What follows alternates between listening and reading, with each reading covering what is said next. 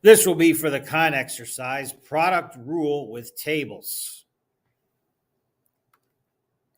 So you want to remember the product rule, all right, when you have two terms multiplied by each other and you want to take the derivative, it's basically the first term times the derivative of the second plus the second term times the derivative of the first.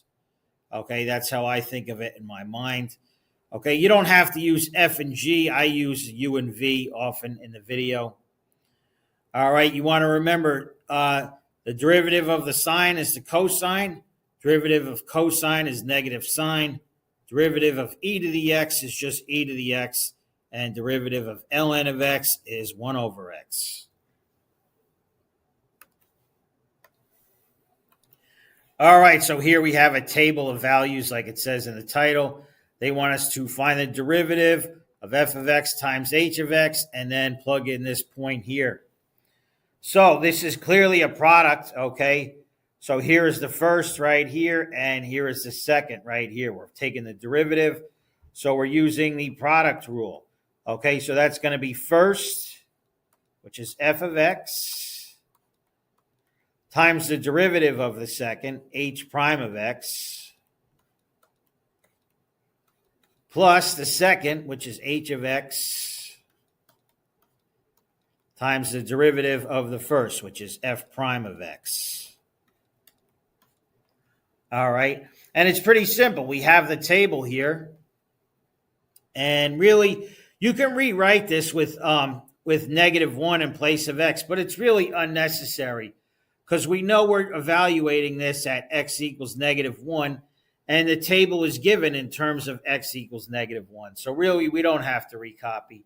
All right, so for f of x, we have -3.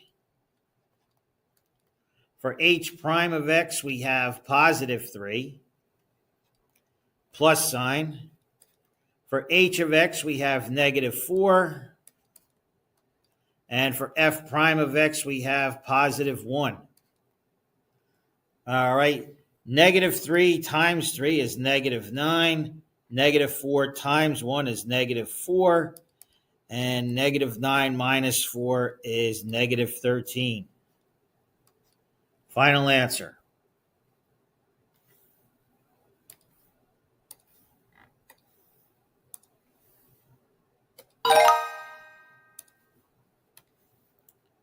All right, very similar problem here. We have our table. F of x is this function right here, lowercase f of x times g of x. They want us to find f prime of 4. Okay, the table is written in terms of x equals 4, so that's very convenient.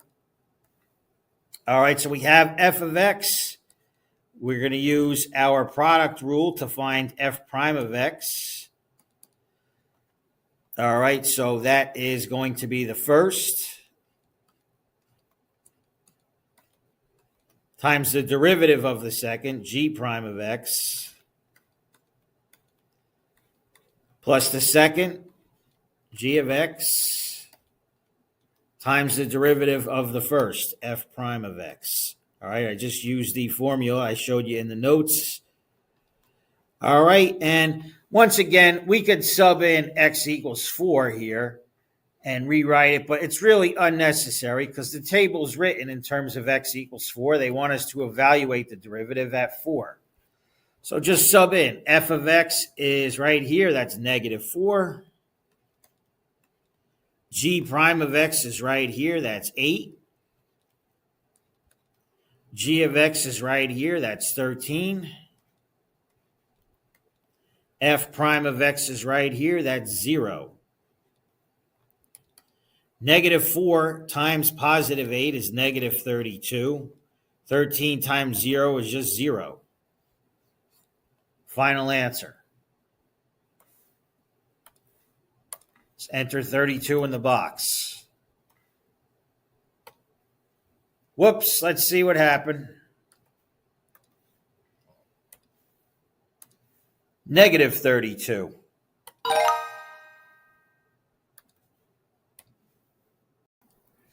All right, one more. I wanted to do one without the table. Okay, so here we have a g function, g of 9 is 0, g prime of 9 is 2. The h function, h of x is radical x, and we want to find the derivative of g times h at x equals 9. So for the ones that don't have a table, your best bet is to just make the table. Okay, so we're going to do that. All right, so let's construct a table just like they have. Okay, we have x, and our functions are g and h. Okay, so we're going to have x, g of x, g prime of x, h of x, and h prime of x. Now, what value is x? Well, clearly it's 9. You can see in the parentheses they plugged in x equals 9, and it also says it right here. All right, so the x value is 9. And for g of x, that's g of 9, and that is 0. So for g of x, it's a 0. For g prime of x, or g prime of 9, that's a 2. All right, so we got that part out of the way. And now we have to do h of x and h prime of x for the number 9. So I'll do it in a different color. They gave us h of x right here. Okay, so if we were to use x equals 9 for h of x, all right, if we do h of 9, it's going to be the square root of 9, which is just 3. All right, so h of x is going to equal 3. And finally, we have to take the derivative. All right, so h of x equals radical x. Radical x is the equivalent of x to the 1/2. Okay, so if we do h prime of x, and you want to take that exponent, move it out front. We're taking the derivative here. Take the exponent, move it out front. That's 1/2 x. Decrease the exponent by 1. 1/2 minus 1 gives us negative 1/2. Okay, and that's the same as 1/2 times x to the negative 1/2 is the same as 1 over radical x. Okay, in case you didn't see that,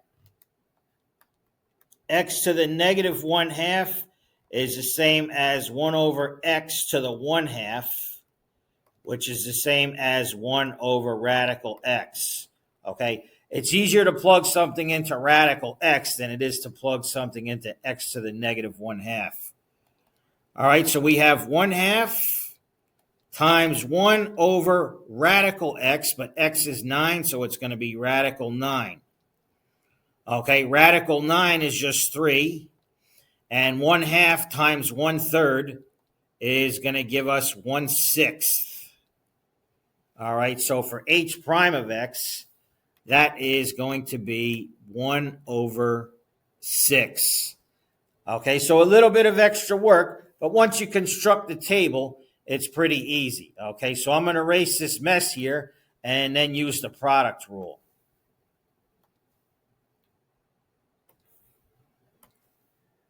Okay, product rule. All right, we're taking the derivative of a product here. So it's going to be the first, which is g of x, times the derivative of the second, h prime of x, plus the second, h of x,